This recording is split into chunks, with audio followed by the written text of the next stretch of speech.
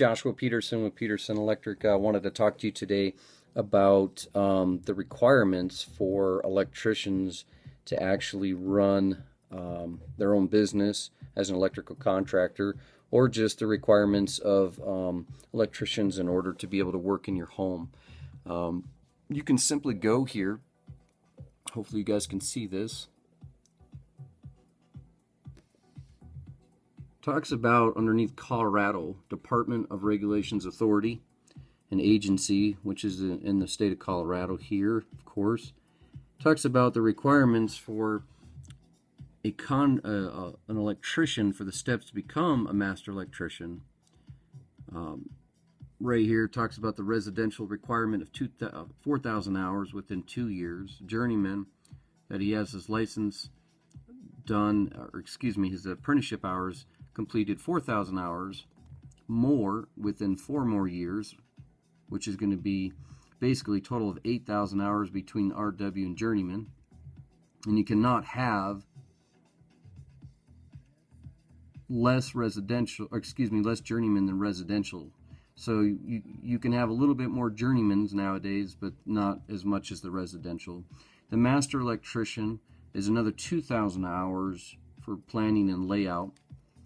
And then once you have all that time in, that time cannot be sped up. You cannot include, for example, your schooling, which we went through, but you can also not include any overtime, which we had done as well, or myself.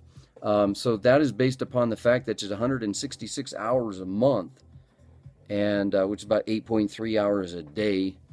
And that basically states that after you have that time in, you've got to keep that bridge open, of course, and that door with your boss to get that time signed off.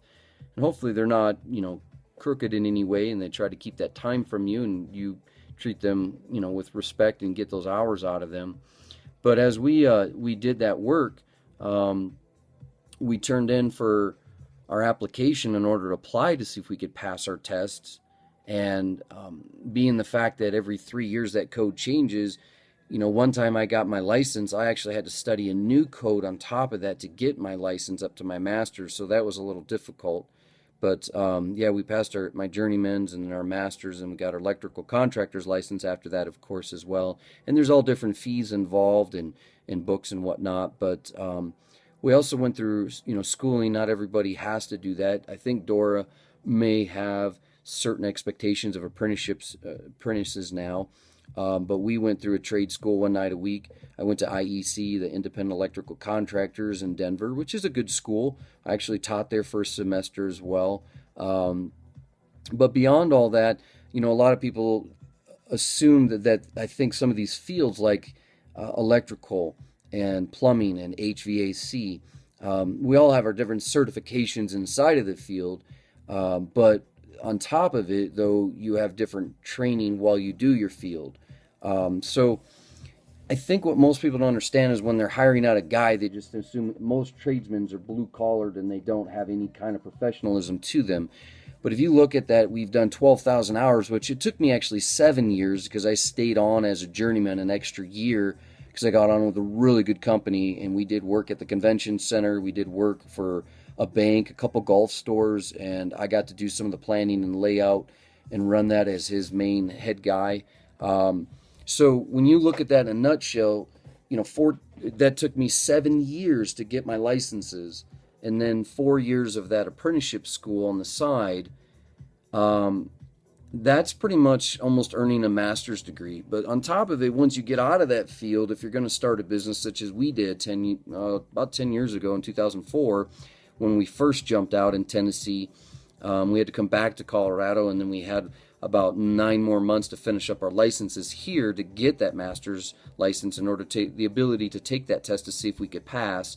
We had to jump out and start buying equipment and trucks and parts and tools and lifts that go up 36 foot high and ladders and you name it. I mean, you have to have that ability for the equipment to get to the customer and then do the work. And so, I get a lot of criticism at times about, boy, I wish I made that much amount, or you guys make a lot of money, or I can't afford an electrician.